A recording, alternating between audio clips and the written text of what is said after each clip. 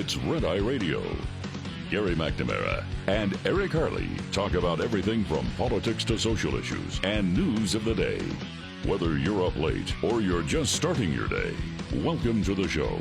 From the Uniden America Studios, this is Red Eye Radio. All across America and around the planet, we are Red Eye Radio. The planet Earth, by the way. He's Eric Harley, and I'm Gary McNamara. Good morning. Thanks for being here this morning. So I'm just checking here to make sure there's no headlines, that because I haven't checked the headlines in a couple of hours. But the port workers are on strike? Yeah, nearly 50,000 members of the International Longshoremen's Association are on strike. That went into effect at midnight, so several hours ago that began, and it's the East and Gulf Coast ports, which is interesting because if you look at the last couple of years, what was going on at the L.A. ports with the strikes there was really what drove a lot of the shippers to the East Coast and Gulf Coast ports. And they said, look, we're going to have to get, and they started loading ahead over the last couple of years, basically shipping ahead of that fourth quarter demand for Christmas to make sure everything is going to be on the shelf. So they went to Galveston, Savannah, New York ports and really opened up.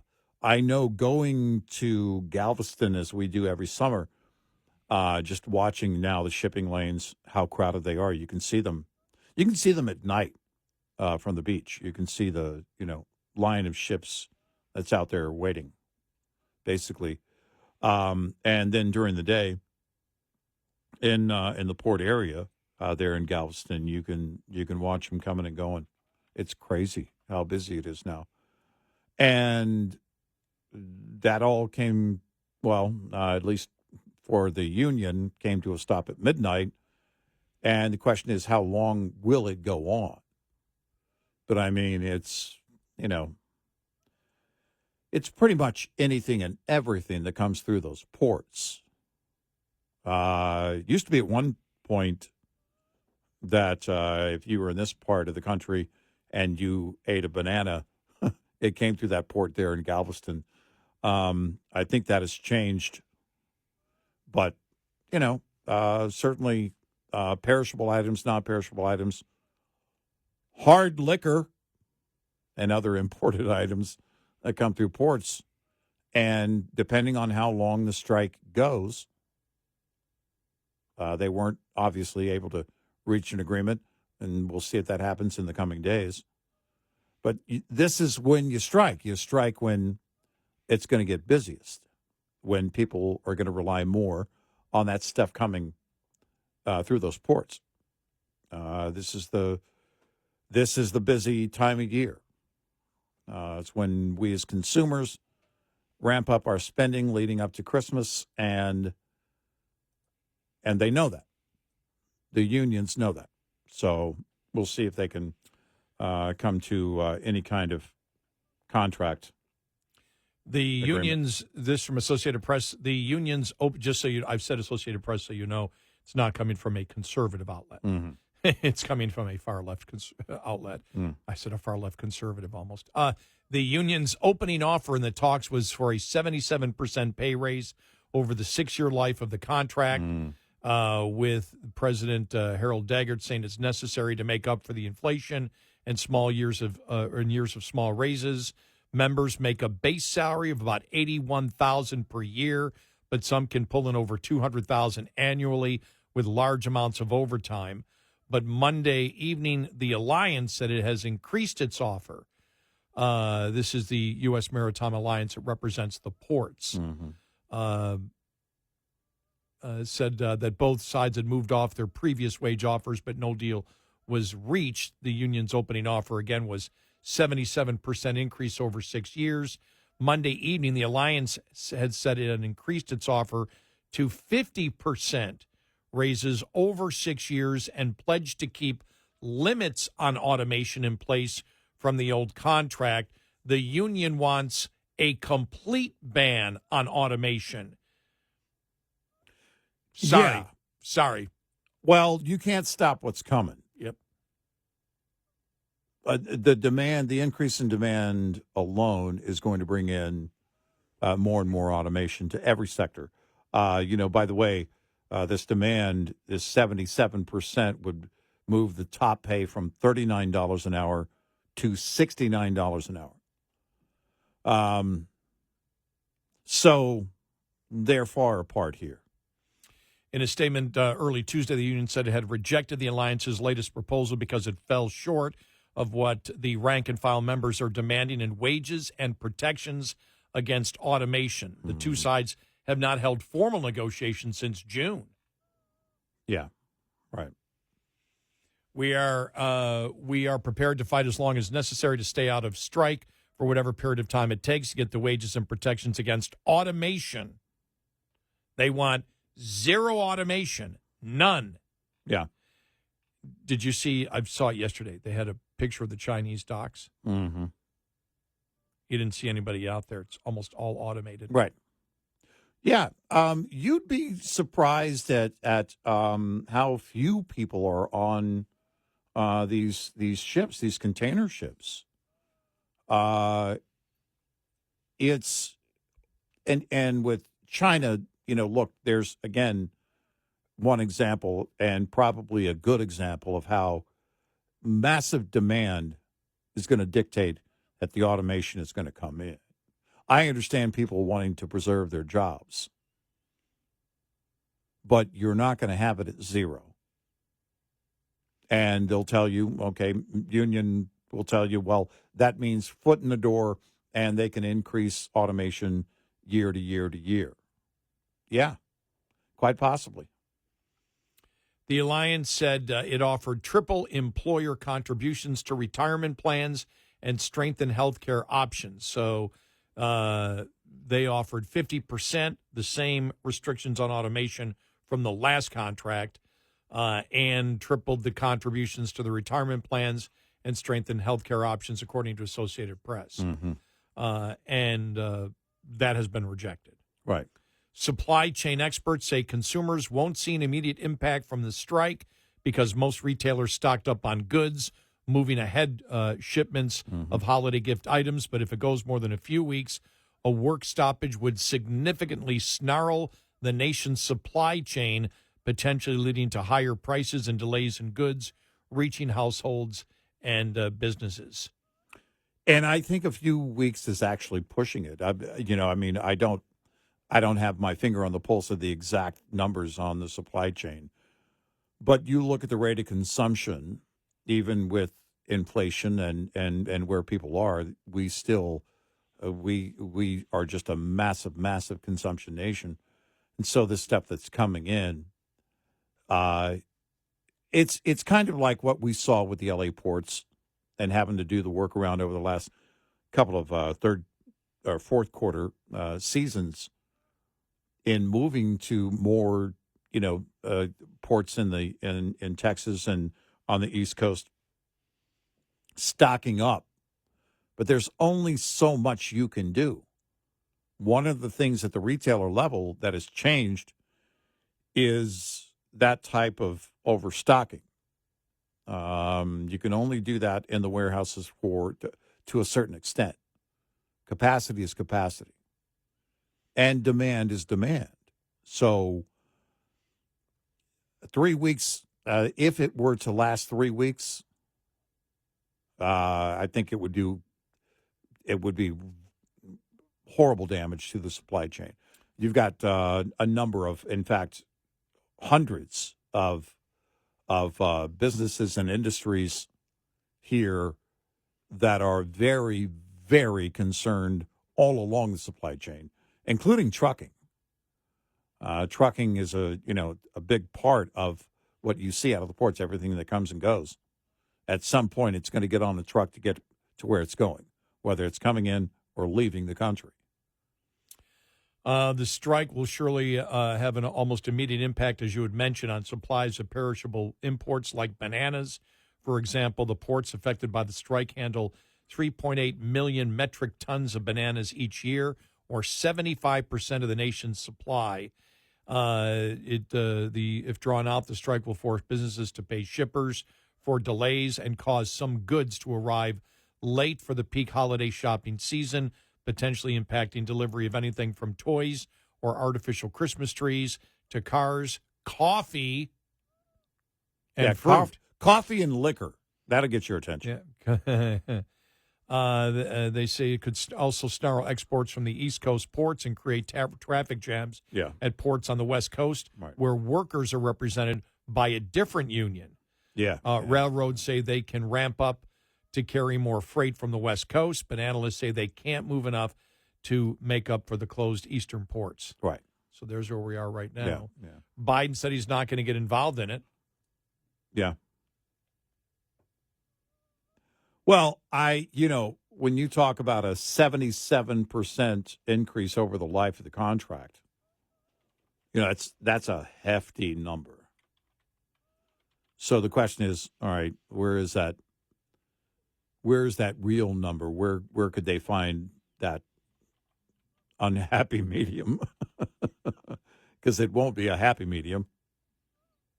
If they're at 50% now and the union's still at 77%, they've got a long ways to go.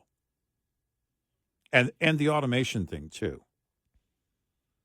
I just don't see how you keep automation completely out of it. The president can intervene in labor disputes that threaten national security or safety by imposing an 80-day cooling-off period under the federal, I almost said Taylor Swift Act, Taft-Hartley Act, forcing workers back on the job while negotiations continue. Can the government also, in this case, force them into to negotiate if they're not formally negotiating right now? I believe they can. Yeah, I don't know. But you're going to see, again, you'll likely see some movement in the next week. The union members don't want to be on strike. But if you're still 27 percentage points away on the pay, and I think you're probably light years away on the automation. You may be able to say, okay, no new automation will be introduced between now and the end of the, new contract, but you can't keep it out forever. No, you can't. And any company signing that would be signing their death warrant as a company, because you're going to need that automation. In order to keep up with demand, that's going to be it. Finding the people now, look, if you're getting, making $200,000 with overtime a year, that's a great gig. But the fact of the matter is that even with that kind of carrot dangling, you still don't have enough manpower to get that done with increased demand. You just don't. 866-90 Red Eye. This morning's USDA Farm Report is brought to you by Howes Products. Tested, trusted, guaranteed since 1920. A tale of a large-scale hurricane in 3 chapters. USDA meteorologist Brad Rippey breaks down the impacts of Hurricane Helene in the southeastern U.S. There is storm surge. That is when the ocean basically lifts up due to the low pressure, and then the high winds, the rainfall, likely is what Helene is going to be remembered for. The combination of these impacts from Florida's Big Bend along the Gulf of Mexico all the way inland to the mountains of North Carolina and Tennessee gives indication that Helene could be our nation's 5th $1 billion hurricane disaster in recorded history. The previous 4, Hurricane Katrina in 2005, along with the twin 2017 storms, Harvey that hit Houston, Hurricane Maria that devastated Puerto Rico, and then in 2022 we had Hurricane Ian move into Florida's west coast just south of Tampa. I'm Rod Bain reporting for the U.S. Department of Agriculture in Washington, D.C. This report brought to you by Cenex Fuels and Lubes. We'll be right back with more Red Eye Radio with Eric Harley and Gary McNamara.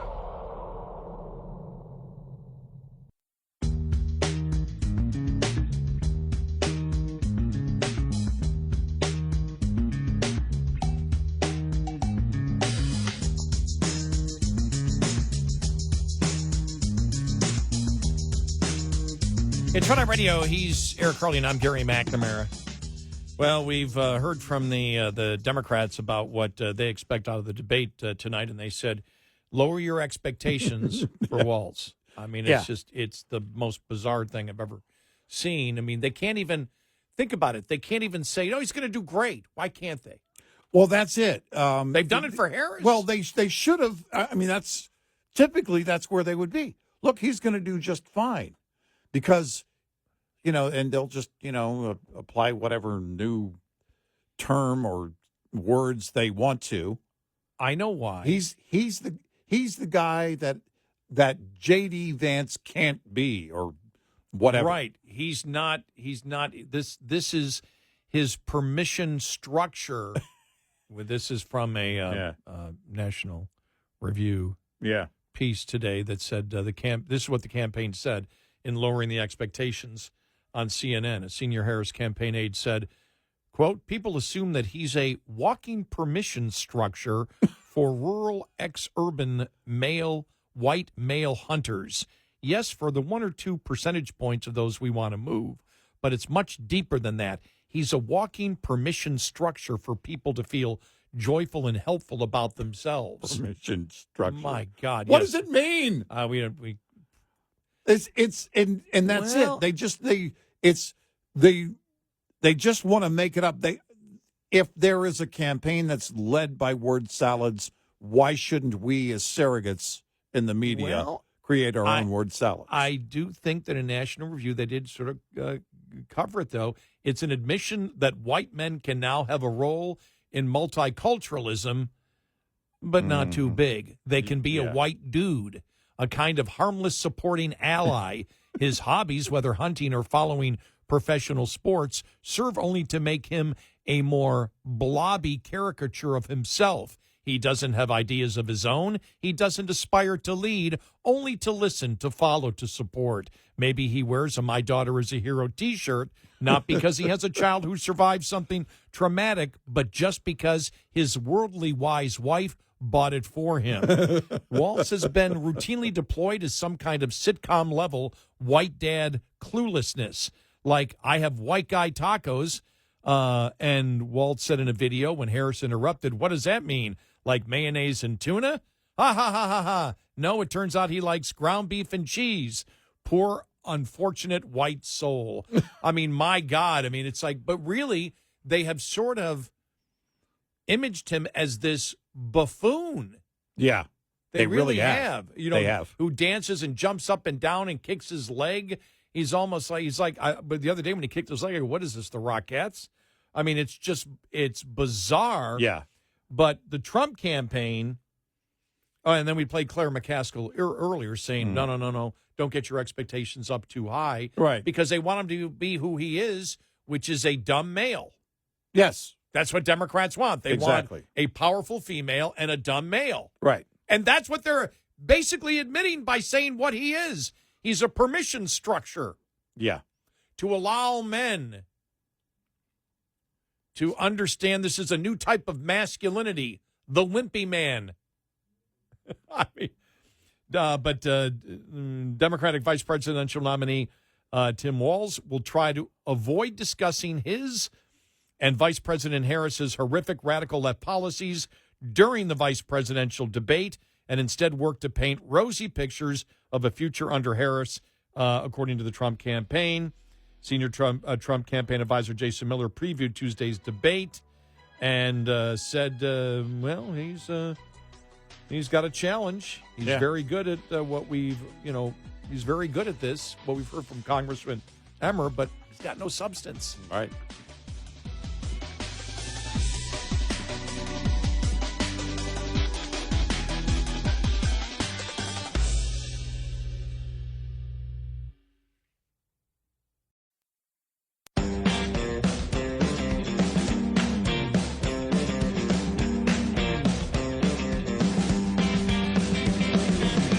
Listening to Red Eye Radio from the Uniden America Studios.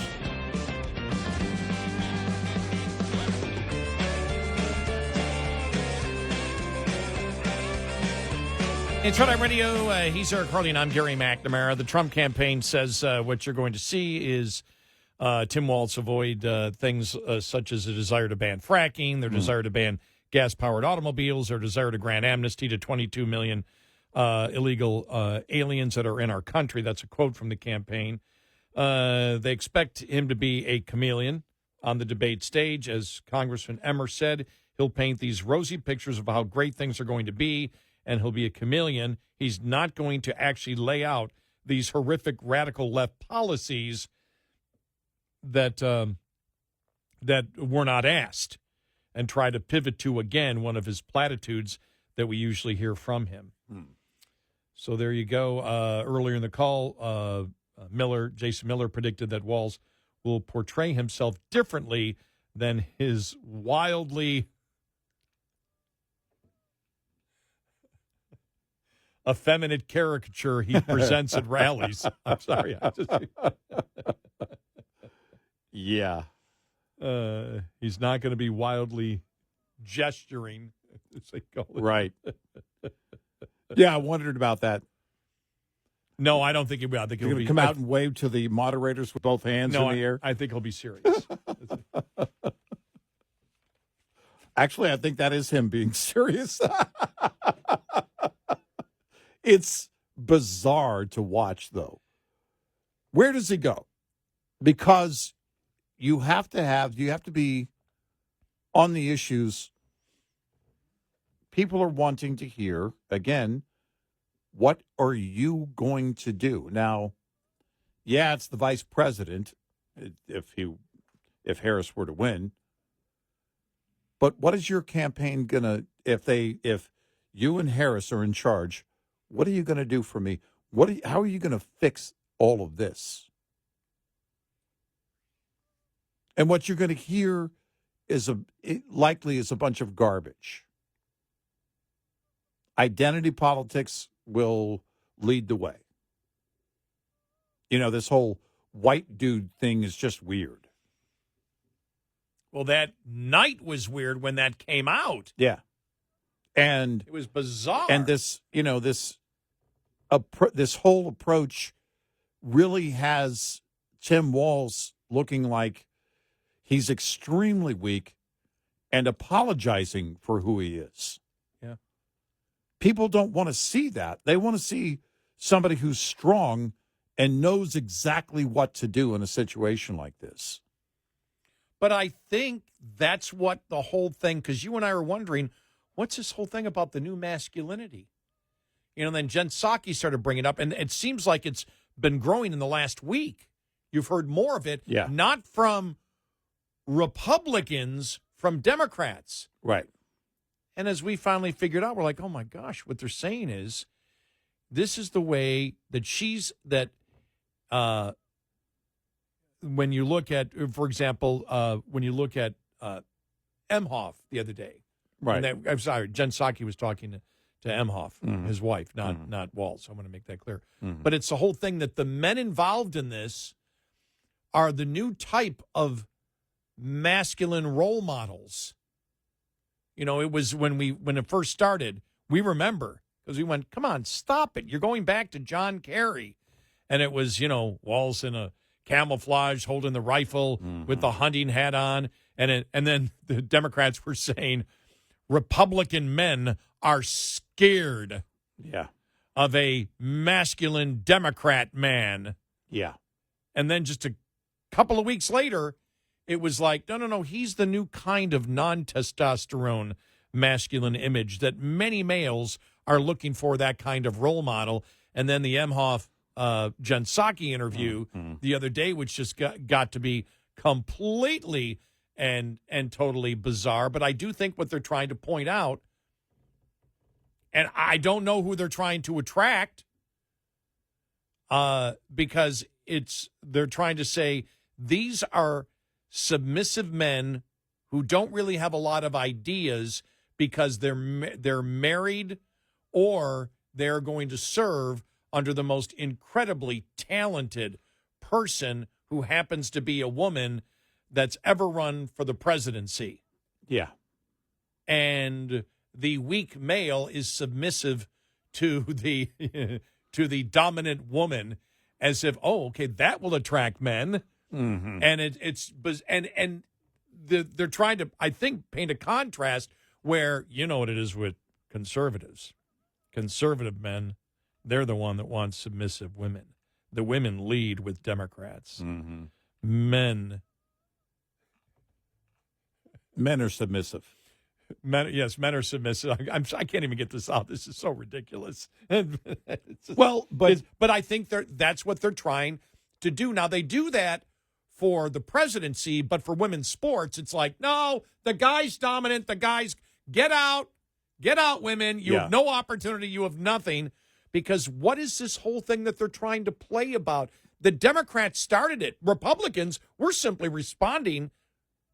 Republicans and conservatives are simply responding to it, going, well, what the hell is this about this new masculinity we're hearing that Emhoff and both Walz, and they started with Walz first. Emhoff was a new one just this past weekend with Jen Psaki. Right. But it's like, what makes you that new? Well, I really support my wife, as if conservative and Republican men don't. Right. Well, they're the masters of the house. It's like they're having to go out and justify it. They're working too hard because we've always said for the longest time when it comes to identity politics, all right, you have to remember this is how they think. Yes. Okay? Yeah. So they're in their mind of, okay, we've got to make the male look more submissive. So her husband and her V pick. That's why Josh Shapiro was too masculine. Exactly. Too traditionally testosterone masculine. Now, I want to make this clear. Mm-hmm. We're not making a judgment on masculinity. No. Because you can be... I don't know how to define it. Yeah, I wouldn't know how to define what your stereotype is. I would say the stereotype of someone is somebody who does the right thing. Yeah, I mean, I would say here's the thing, because we don't think that way. We don't think that, and then we don't look at that and say, okay, that qualifies as masculine. Well, it just qualifies as somebody doing the right thing, and they're so hell-bent on shaping things. Because it's how they think. Oh, he's a white dude. Yeah, but okay, he's masculine. Wait, no, he's not masculine. Okay, well, he's clearly not masculine because we all saw him make an entrance. Oh my God! So how do we justify it? You just made me think of the Seinfeld episode with when George wanted to go to the ball with the woman. Yeah. Because he always wanted to spin, basically twirl a woman around, right, as they entered. Yeah, right. And of course, she wanted to break up with him, and so that's why he just never answered the phone. Right. And then Kramer broke up with George for her. Yeah. And then I think they ended up at the ball together. Yeah. And Kramer twirled George in. And I'm thinking of George with his hands in the air. Yeah. And I'm going, oh, my God, that's Walz. Yeah. And they work so hard because they need to shape it into some kind of identity politics moment. Yeah, it's all identity politics. All of it is. And where are the issues? What are you going to do? What is your administration going to do? How are you going to fix these things? That's what people are wondering. I don't see anything that gives Tim Walz any advantage against a J.D. Vance. Sorry. J.D. Vance has a history of being able to come out and do the thing that we have talked about, and that is controlling what he says, regardless of what the questions are. Here's one for you. If Vance just totally cleans up, it'll be because of his toxic masculinity over... It's where you go. Yeah. That's where you go. Well, because... J.D. Vance, his toxic masculinity that doesn't recognize that there's a different type of masculinity that exists out there, and that different type of masculinity Yeah. is Tim Walz. Remember, you don't sit there and say, come on, guys, stop being ridiculous. We're analyzing where they came from. We never came up with this crap. They wrote this playbook. Right. We didn't. We never deal with it. All I care about is where he stands on the issues. That's it. Right. I could care less. Well, and It's the Democrats that are obsessed with identity politics. they're so hell-bent on declaring a winner. The question is, because when it comes to winning, losing, for us, it has to be on the issues. Who is it that says has the stronger ideas on the issues, the stronger ideas on what to do to fix all of this? That's what we look at. Well, the liberal activists in the media, they're trying to fit it in. How do we make Tim Walz look like the winner? Well, it's, as I said yesterday, it's becoming like sports coverage. Mm-hmm. It was like last week. I'll use the Bills as an example with Josh Allen. Right.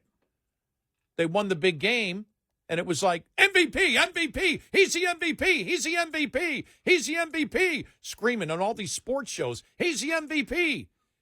Yeah. They get blown out by Baltimore. The talk stops. They go on to somebody else being the MVP, and they scream into the into the camera. And it was to the point where Stephen A. Smith, it was on YouTube last week. I actually don't have any of the sports channels. It was on YouTube, and it was like, Stephen A. Smith goes crazy. I'm like, is he talking politics? Because he hasn't said anything political in a couple of weeks. Right. And it was like, he goes, all right, let's look at the top players or the top teams. Number 5, bam! It's the third week into the season, and he's screaming as if those rankings mean anything.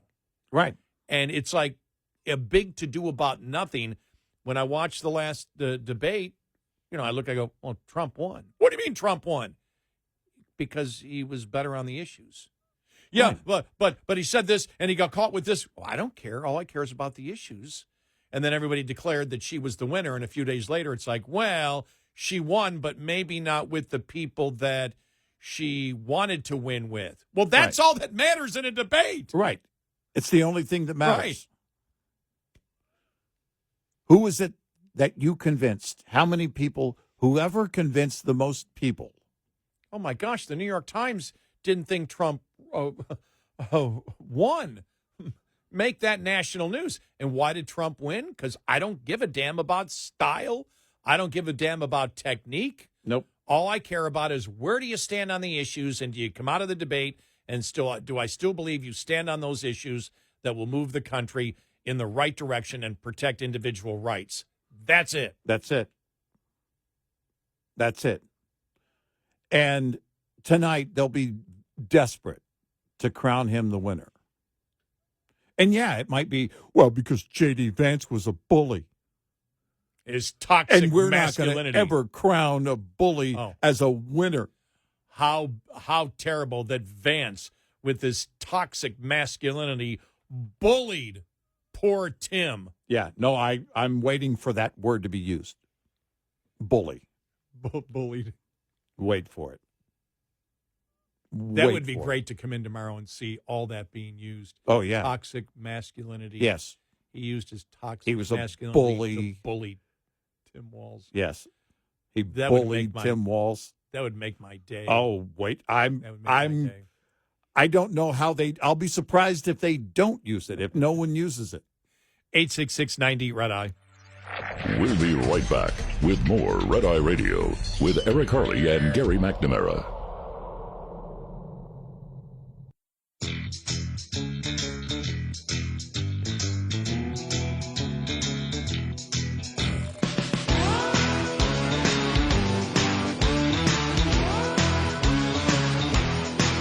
Hey, it's Red Eye Radio. He is Eric Harley, and I'm Gary McNamara. You know what's sitting in the back of my mind? That Biden, who clearly has been attempting to throw Harris under the bus. We've talked about that. Yeah. Would he let the strike go all the way up through the election and then say, okay, 80 days afterwards just to hurt her? I have to ask that question. I don't think, I will say this, there's no political pressure on him to do anything. He said he's not going to do anything. Right. Yeah. If he were still running. That doesn't mean anything. Right. Because he's if he were still in the race, that I think would be very different. That's a great point. That's a great point. And now. That's the point he right has there. no pressure.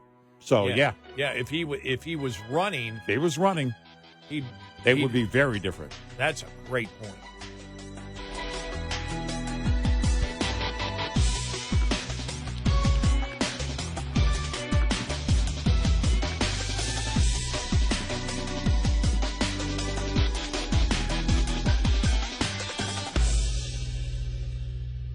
This is Red Eye Radio on Westwood One.